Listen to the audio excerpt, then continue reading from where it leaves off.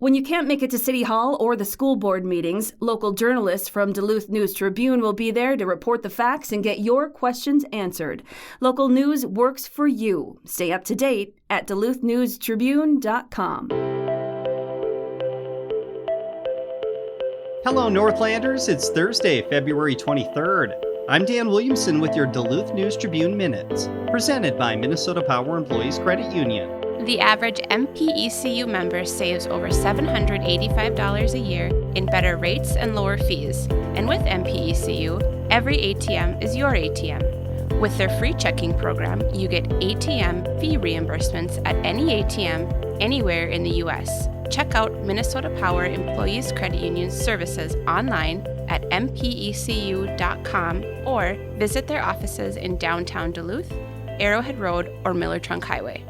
Now here's a look at today's headlines. A man who stabbed his one-time friend at least a half dozen times late last year in the Gary, New Duluth neighborhood has pleaded guilty to a first-degree assault charge. Jerome Brian Voorhees, age 46, of Duluth, entered the plea at a hearing last week in State District Court, averting a trial that was to begin for the November assault of Joseph Daniel Curtis, age 42.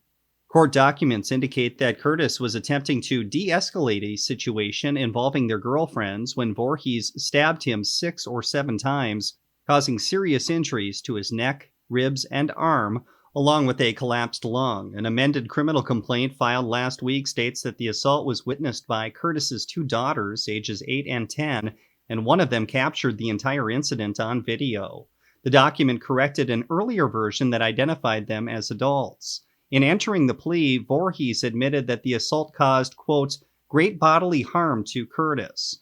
Judge Sally Tarnowski ordered him to remain in custody and cooperate with an investigation of his background ahead of sentencing on April 18.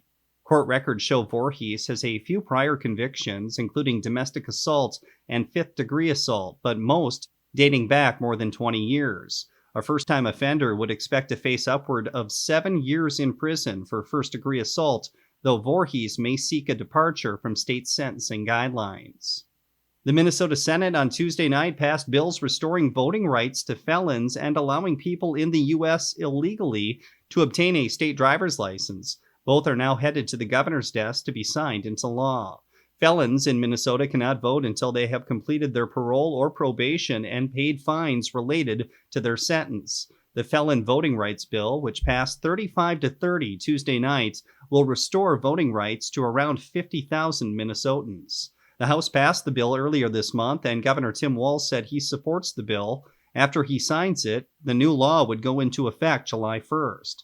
Senators on Tuesday night also approved a driver's license for all bill, which would remove the requirement for license applicants to provide proof of citizenship or lawful presence in the country. After hours of debate extending into the early morning hours of Wednesday, the Senate voted 34-31 to approve the bill. The licenses measure already passed the House last month, and Walz said he supports the bill. At-large City Councilor Eric Forsman announced Wednesday he will step down at the end of this year. He is the 3rd member of the Duluth City Council to make known that they will leave a seat open in the upcoming November election. At-large Councilor Noah Hobbs and 1st District Councilor Gary Anderson preceded Forsman in their decision not to seek another term. With the mayor's race also in play this year, the coming election cycle could have a significant impact on the face of city politics. So far, Mayor Emily Larson has announced plans to seek a 3rd term, but a challenger has emerged, Roger Reinert, former state legislator and city councilor. Forsman was appointed to serve out the remainder of Alyssa Hansen's term in 2018 after she relinquished her seat to take a new job as president and CEO of Northland Group Incorporated. He was subsequently elected to the post in 2019. In 2022, Forsman was elected council president. The most senior city councilors who have not yet announced their intentions regarding the coming election are Council President Janet Kennedy and 3rd District Councilor Roz Randorf, who both took office in 2020.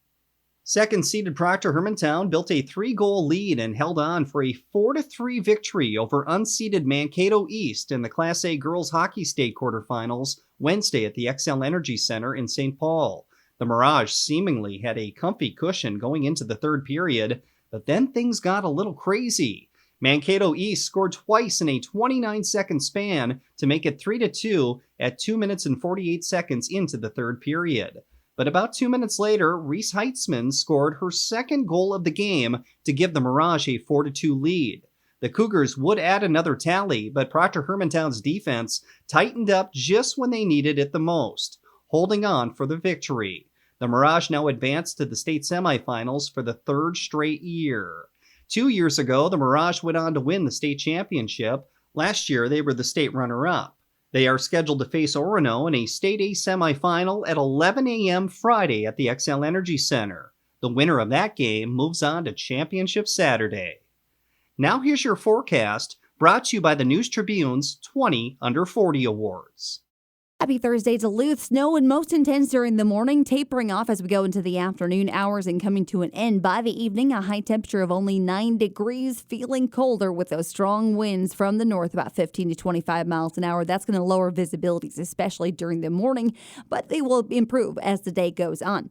Expect a little clearing overnight tonight, and that will allow temperatures to really tank by the time we get to your Friday morning. 10 below to start off the day, then a high of 10 above with a little bit more sunshine and lighter winds expected. Expect more winds, though, as we head into the weekend. A little bit more in the temp department as well, into the upper teens on Saturday and mid-20s for Sunday. I'm Storm Tracker meteorologist Jesse Redcup. Thank you to the 20 Under 40 Awards for their support. Now is your chance to nominate someone younger than 40 who's making a positive impact in our Northlands.